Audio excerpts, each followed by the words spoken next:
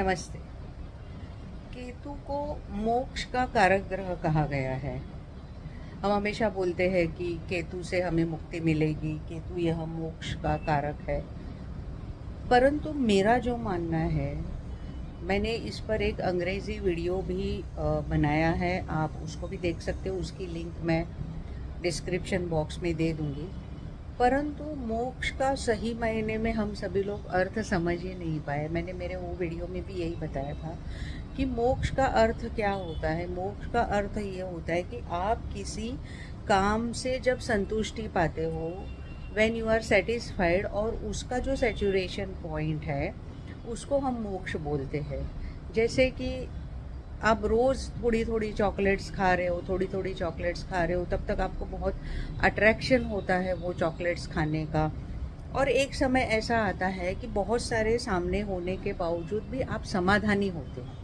आपको पसंद नहीं है ऐसा नहीं होता है, पर आप समाधान होते हो कि ठीक है। इसी ये जो लेवल ऑफ समाधान है, ये जो पॉइंट है, उसे मैं हमेशा मोक्ष कारक मानती हूँ। जब एक गृहिणी, माता, बहन, आपके घर के जो भी पिता हो सकते हैं, या तो कोई भी जो अच्छा सा खाना बना के आपको स्पेशल खिलाता है, और जब वो गृहिणी का और उस व्यक्ति का आप सम्मान करते हो और उसको कहते हो कि आज का खाना तो बहुत बढ़िया बनाया था, तो उसने जो 3-4 घंटे वो खाना बनाने के लिए मेहनत की है, उससे वो मोक्ष पा लेती। क्यों? क्योंकि उसका जो उसको रिटर्न था, यानी कि उसको जो मिलना था सेटिस्फैक्शन, तो उसका क्या हुआ, एक डिटैचमेंट निर्माण हो गई उसके अंदर कि हाँ, मुझे मेरी जो रिटर्न गिफ्ट है, या तो जो एक मुझे अच्छे शब्द है, चाहे वो घर में हो, प्रोफेशनल लाइफ में आपके साथ ऐसा होता है। This is what Ketu works. Ketu क्या बोलता है कि आप समाधानी रहना सीखो, आप समाधान करना सीखो। क्योंकि केतु का सबसे बड़ा गुण धर्म है व्यक्ति को हमेशा लिंगरिंग रखना, यानी व्यक्ति को हमेशा एक प्रकार की तड़प देना कि नहीं, मेरा तो कुछ भी नहीं हो रहा है, मेरा कुछ होने वाला भी नहीं है, मैं इतनी मेहनत कर रहा हूँ लेकिन कुछ भी ठीक से हो नहीं पा रहा है। तो केतु क्या बोलता है कि जब तक आप समाधान करना नहीं सीखोगे, तब तक मैं फल आपको नहीं देने वाला हूँ।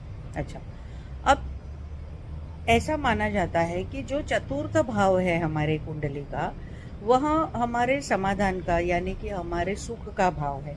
जहाँ पर पूरे समय काम करके जब हम हमारे घर में आते हैं तो हम रिलैक्स महसूस करते हैं।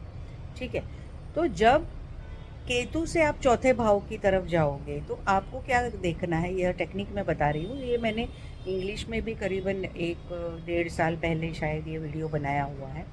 केतु से चौथे भाव की तरफ आप जब जाओगे तो केतु से चौथा भाव जो होता है, वहाँ पर जो ग्रह बैठा होता है, या तो वह जो राशि बैठी होती है, उस राशि अनुसार ही आपकी समाधान की व्याख्या होती है। क्योंकि केतु से चौथे भाव में जो राशि है ना, उसके प्रति आपकी तड़प बहुत ज़्यादा होती है। ये मैंने ऑब्जर्व किया है।